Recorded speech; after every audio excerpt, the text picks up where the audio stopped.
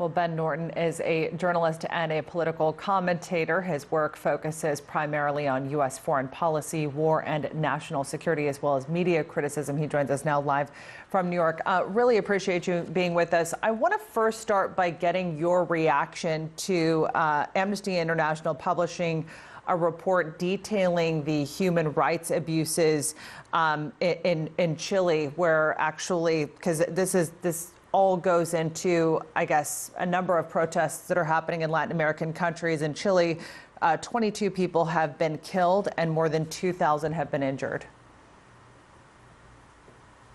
Absolutely. And the injuries are important, too, because these aren't just normal injuries. There's a lot of evidence that shows that the security forces in Chile are intentionally targeting the eyes of protesters.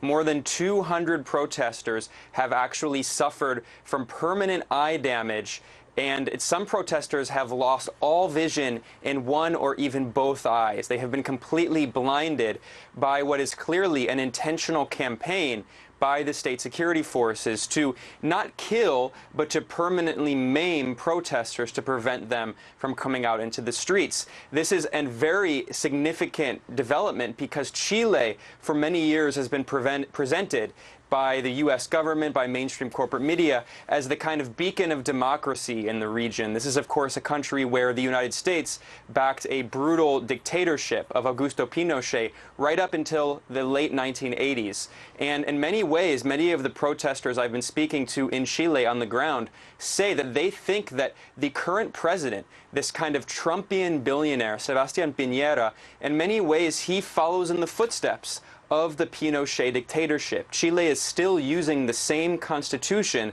that it used in the days of the Pinochet dictatorship. And now Piñera has actually claimed that they're going to move to write a new constitution, which is a major victory earned by the people in these protests. But again, that victory has been earned through serious losses, not only in life, but in eyes and limbs. And, people are really suffering.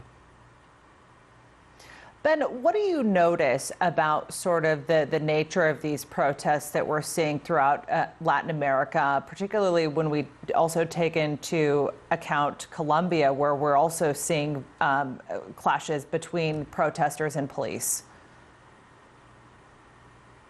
Absolutely. The general strike going on in Colombia is very significant. This is the largest strike since the 1970s. And I was in Colombia a few months ago, and I was also in Venezuela a few months ago. And, we constantly hear in corporate media that Venezuela is supposedly a failing state, that it's a dictatorship. I can tell you, having been to both countries in the past few months this year, that in Colombia, the situation is much worse than in Venezuela. There are difficulties in both countries, of course. I'm not saying that Venezuela is perfect, but in Colombia, you have the highest rate of assassinations of activists in the entire world. Since the November 2016 peace accords that the government signed with the FARC militant group, ending this protracted war, since then, nearly 500 activists have been murdered.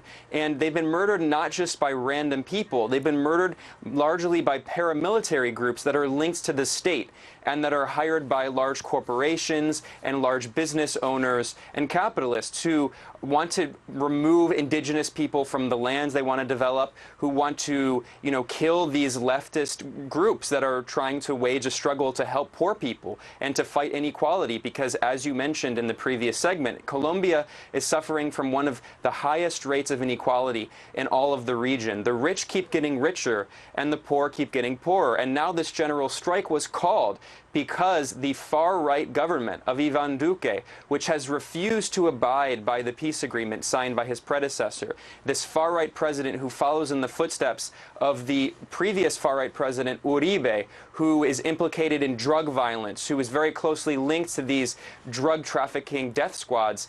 This far-right president Duque is now trying to push through another right-wing neoliberal reform package, much like the neoliberal reform package that that the president in Ecuador, the right-wing president Moreno, was trying to push through.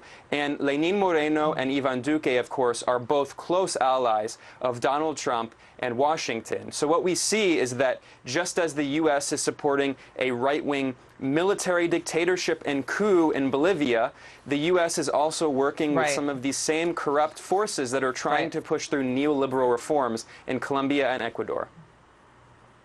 All right, Ben Norton, thank you so much for being with us. Appreciate your analysis. Thanks for that.